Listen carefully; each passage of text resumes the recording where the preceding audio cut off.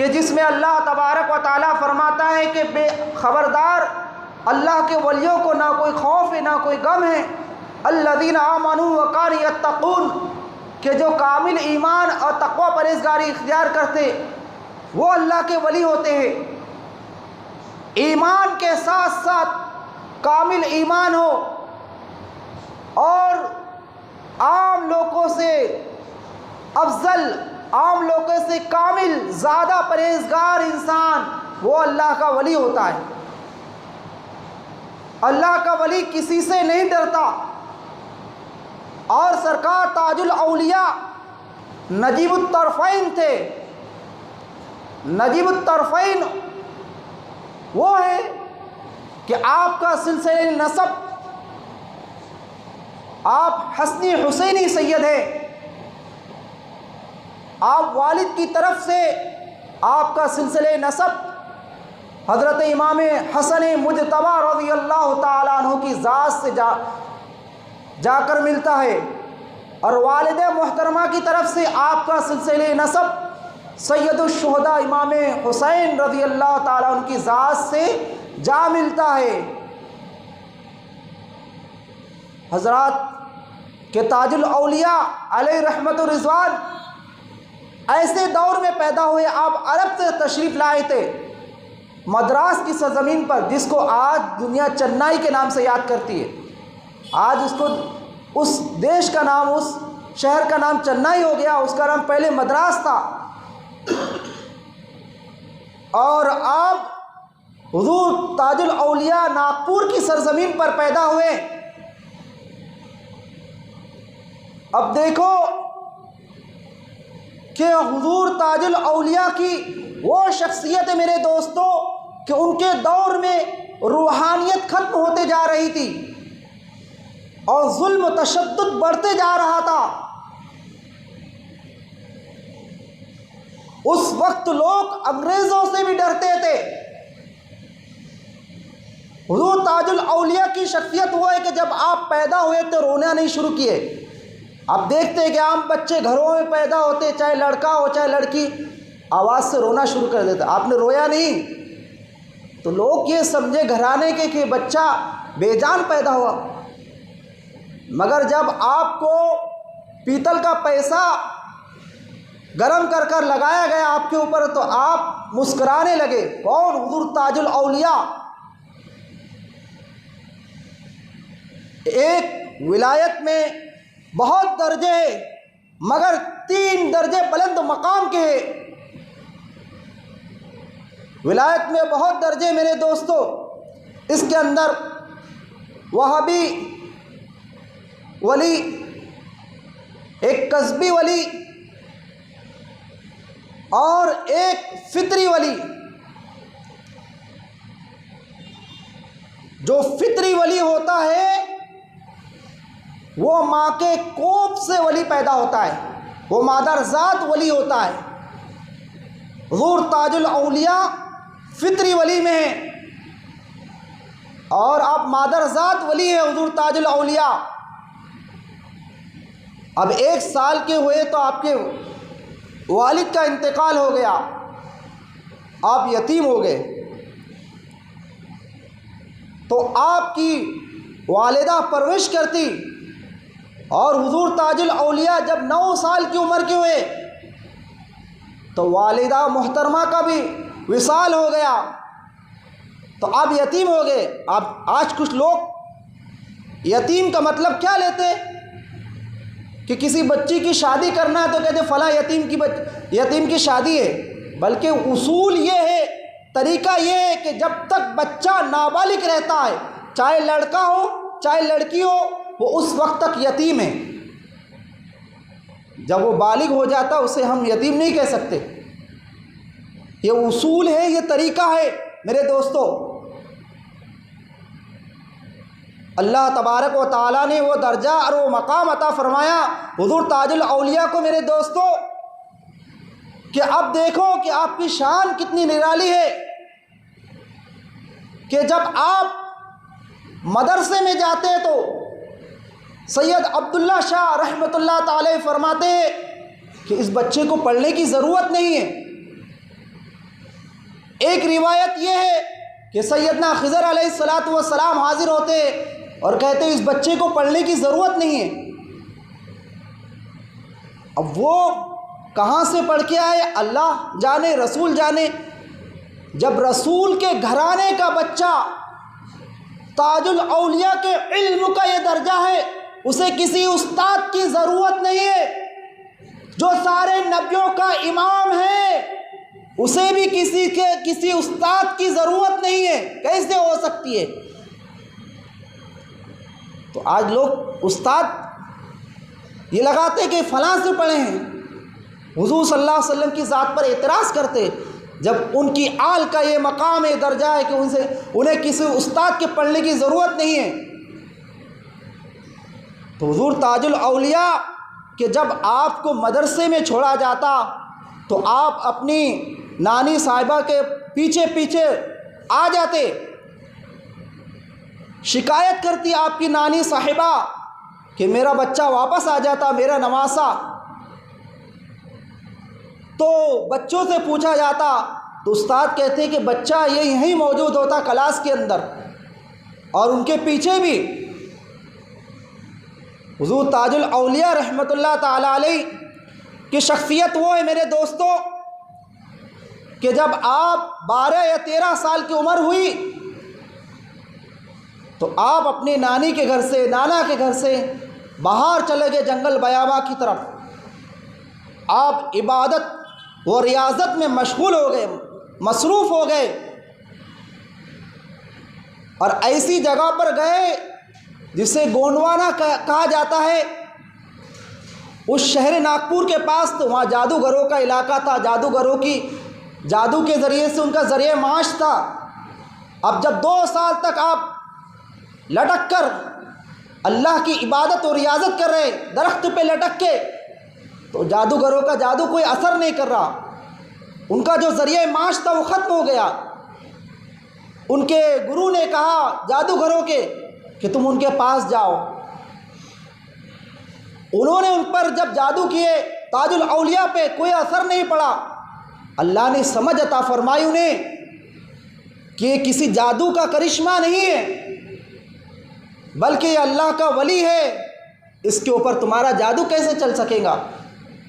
تو سارے لوگ جادو کرتے تو ان کے ہاتھ پیر ٹوٹ جاتے، ان پر کوئی اثر نہیں ہوتا۔ پھر اس کے بعد میں وہ لوگ دیکھتے کہ حضور ان سے معافی مانگتے اور وہ درست ہو جاتے، صحیح سالم ہو جاتے۔ وہاں کھڑے ہوتے، 2 جنے کو کھڑا کرتے، 2 شخص کو، کہ جب یہ درخت سے اترے تو ہمارے پاس لائے۔ سارے لوگ جمع ہو جاتے ہیں اور حضور تاج الاولیاء کے ہاتھ پر مشرب با اسلام ہو جاتے، اسلام میں داخل ہو جاتے ہیں۔ تو یہ کارنامے ہیں حضور تاج الاولیاء کے۔ میرے دوستو یہیں تک نہیں، بلکہ آپ کی شخصیت ایسی تھی کہ آپ ملٹری کے اندر، فوجی کے اندر، ملٹری میں بھی آپ داخل ہو گئے، اس کے اندر بھی آپ نے 2-2.5 سال تقریباً آپ نے نوکری کی ہے۔ حضور تاج الاولیاء نے ملٹری کے اندر، فوجی افسر نے دیکھا کہ جب ڈیوٹی کا وقت ہوتا تو آپ مسجد میں بھی نظر آتے، اور یہاں جو ملٹری کی قطار ہے اس میں بھی نظر آتے۔ وہ فوجی افسران حیران ہو گئے اور حضور تاج الاولیاء کو اپنے کمرے میں بلا کر فوجی افسر پوچھتا ہے میں تمہیں یہاں پر بھی دیکھتا ہوں، وہاں پر بھی دیکھتا ہوں۔ تو آپ فرماتے ہیں کہ میرے ذمہ 2 ڈیوٹیاں ہیں، نوکریاں 2 ہیں، ایک نوکری میں اللہ کی کرتا ہوں اور ایک یہ دنیا کی نوکری کرتا ہوں، مگر آپ میرا وقت یہ آ گیا ہے کہ اب مجھے صرف ایک اللہ کی نوکری کرنا ہے، یہ ڈیوٹی چھوڑ دینا ہے۔ آپ جب ساگر MP میں وہاں پر پہاڑی کے اوپر حضرت داؤد مکی رحمۃ اللہ تعالی علیہ کا مزار ہے، وہاں پر آپ رات میں عبادت کرتے، اس مزار شریف کے پاس جا کر ذکر اذکار کرتے۔ یہاں تک آتا روایتوں میں کہ مہینے میں 1 بار میلاد کی محفل منعقد کرتے، اس میں آپ شامل ہوتے، اور آپ نے دنیا کے اندر فیض پہنچایا۔ جب دیکھا انگریزوں نے آپ کی حالت کو، تو حضور تاج الاولیاء کو انگریزوں نے جیل میں ڈال دیا۔ آپ 8 سال جیل میں رہے، جیل میں رہ کر آپ نے دین کی تبلیغ کی، اللہ رسول کا حکم پہنچایا، آپ ہمیشہ شریعت مطہرہ کے پابند تھے۔ ایک وقت ایسا آتا ہے آپ جنگل بیاباں میں جا کر نعرے اللہ اکبر کے نعرے بلند کرتے ہیں، ذکر کرتے ہیں، آپ پر جذبی کیفیت طاری ہو جاتی ہے۔ وہ تاج الاولیاء جن پر جذبی کیفیت، اسے کہا جاتا میرے دوستو کہ جو فنا فی اللہ فنا فی الرسول ہو جائے، جو اللہ کی محبت میں اور رسول کے عشق میں گم ہو جائے، اپنے آپ کھو جائے اس کے اندر۔ اور یہ درجہ جب انسان کو حاصل ہوتا بندہ مومن کو، تو شریعت کے احکام اس سے اٹھ جاتے ہیں، مگر وہ پاگل نہیں ہوتا، وہ مجنون نہیں ہوتا، وہ مجذوب ہو جاتا۔ مجذوب وہ ہوتا ہے کہ تمہیں اچھے کام کرتے نظر نہیں آتا شریعت پہ، شریعت کے نماز کا وقت ہے، اب دیکھو کہ شریعت کے کام کرتے نظر نہیں آ رہا، مگر شریعت کا کوئی حکم بتائے اس کا انکار بھی نہیں کرتا۔ آپ جو کہتے لوگ آپ کی بات نہیں سمجھ پاتے۔ آپ ایک مرتبہ دعوت میں گئے، آپ کے چاہنے والے کے وہاں مکان گرنے والا تھا، آپ نے کہا تو گرتا ہے تو گر، تاج و دین تو ہے۔ مکان مالک سمجھا نہیں کیا ہے، تو کچھ دیر کے بعد مکان گر گیا۔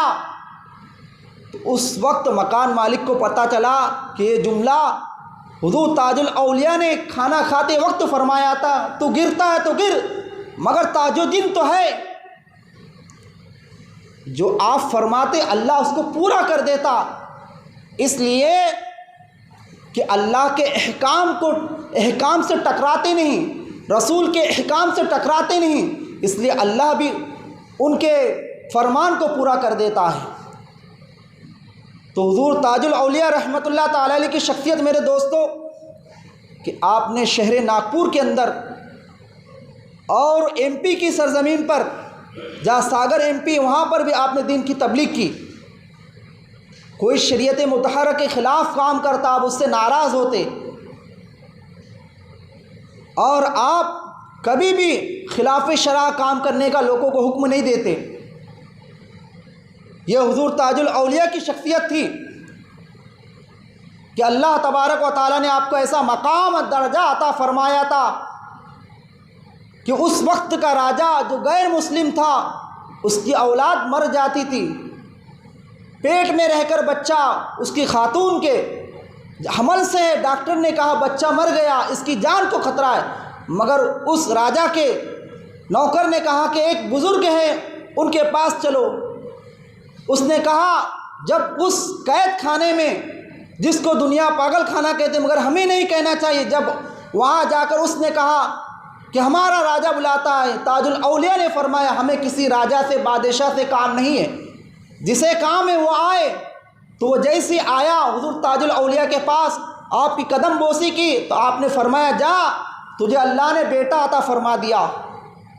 یہ ان کی زبان تھی حضور تاج الاولیاء کی کہ اس سرزمین پر آپ نے، آپ کی شخصیت، ان کا طریقہ چشتیہ تھا حضور تاج الاولیاء کا۔ آپ نجم الطرفین حسنی اور حسینی سید تھے، والد کی طرف سے حسنی اور والدہ کی طرف سے حسینی سید تھے حضور تاج الاولیاء رحمۃ اللہ تعالی علیہ۔ ایک وقت ایسا آیا کہ اب انگریز کے باغ کے اندر چلے گئے، لوگ ڈرتے تھے، مگر آپ وہاں جا کر اپنا قیام کر دیے حضور تاج الاولیاء نے۔ لوگوں نے، انگریز نے کہا کہ یہ ہمارے بزرگ ہیں، ہمیں ان سے فیض حاصل کرنا ہے، تو اس نے اجازت دے دیا انگریز نے، تو لوگ فیض حاصل کرتے جا رہے۔ تو آپ نے دیکھا کہ لوگ میرے قریب آتے جا رہے، میں مشہور ہوتے جا رہا ہوں۔ اس وجہ سے آپ نے اپنی بزرگی کو اور اللہ کی راہ میں گم ہونے کے لیے آپ نے یہ طریقہ اختیار کیا تھا کہ کل مجھے پاگل خانے میں ڈال دیا جائے گا۔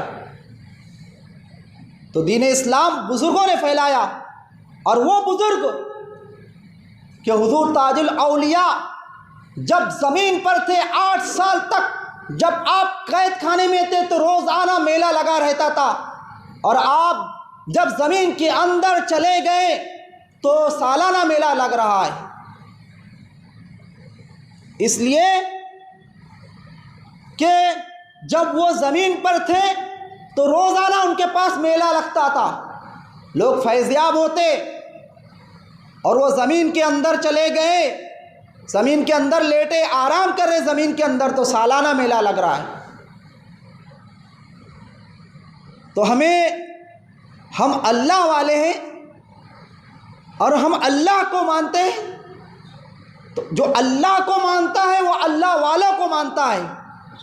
صرف زبان سے اللہ اللہ کہنے سے اللہ نہیں ملتا، اللہ والے جو خدا سے ملا دیتے ہیں۔